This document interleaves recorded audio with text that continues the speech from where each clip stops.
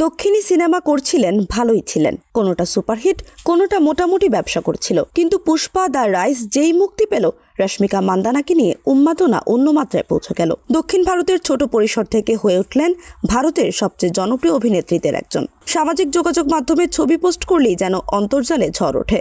কিন্তু রশ্মিকার এই জনপ্রিয়তার রহস্য কি? কর্ণাটকের মেয়ে রশ্মিকা 2016 সালে বড় পর্দায় অভিষেক হয় কন্নড় সিনেমা দিয়ে।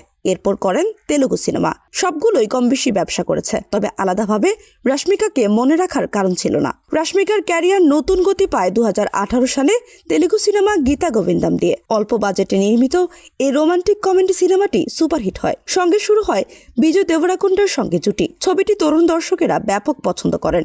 সামাজিক যোগাযোগ মাধ্যমেও ছবির নানান দৃশ্য সংলাপ নিয়ে তৈরি হয় মিম। অন্তর্জালে তাকে নিয়ে চর্চা বাড়তেই থাকে।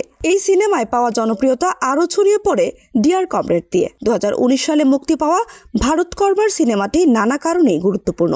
এটি পুরোপুরি বাণিজ্যিক ধারার সিনেমা নয়, আবার শৈল্পিক ঘরানারও নয়। দুই ঘরানার মিশ্রণে দর্শক সমালোচকের কাছে প্রশংসিত এই সিনেমা উপহার দিয়েছিলেন নির্মাতা। ছবিতে রশ্মিকাকে দেখা যায় ক্রিকেটারের চরিত্রে, এক নারী ক্রিকেটার যে কিনা যৌন হয়রানির শিকার হয়, প্রেমিককে হারায়।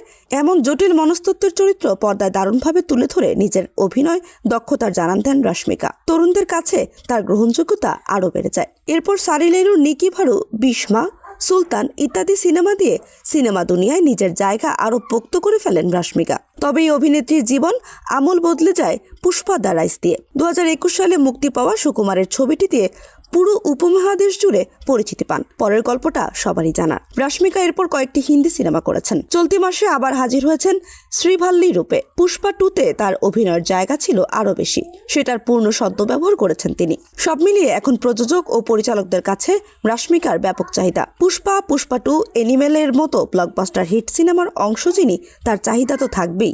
রশ্মিকার আরেকটি সুবিধা, সব ধরনের চরিত্রে সব ধরনের সিনেমায় তাকে মানিয়ে যায়। গীতা গোবিন্দমে তিনি পাশের বাড়ির মেয়ে টাইপ চরিত্র করেছেন। ডিয়ার কমরেডে হয়েছেন নারী ক্রিকেটার। আবার হিন্দি সিনেমার অভিষেকে গুড বাইয়ে গ্ল্যামারহীন চরিত্র করেছেন। আবার এনিমেলে নিজের সুইট গার্ল ইমেজ ভেঙে সাহসী দৃশ্যে অভিনয় করেছেন। সামনে তাকে দেখা যাবে সালমান খানের বিপরীতে সিকান্দার সিনেমায়। এই প্রথম পুরোপুরি বাণিজ্যিক ধারার সিনেমায় অভিনয় করছেন তিনি। গত সপ্তাহে ভারতীয় গণমাধ্যম ইন্ডিয়ান এক্সপ্রেসকে জানিয়েছেন সব ধরনের সিনেমায় অভিনয় করতে চান তিনি। রশ্মিকাকে নিয়ে সেই অর্থে তেমন বিতর্ক নেই। এই ক্লিন ইমেজ তাকে ভক্তদের কাছে আরও গ্রহণযোগ্য করে তুলেছে। ভক্তদের কাছে তিনি কতটা জনপ্রিয় রশ্মিকার অনুসারী মাত্রই সেটা জানেন।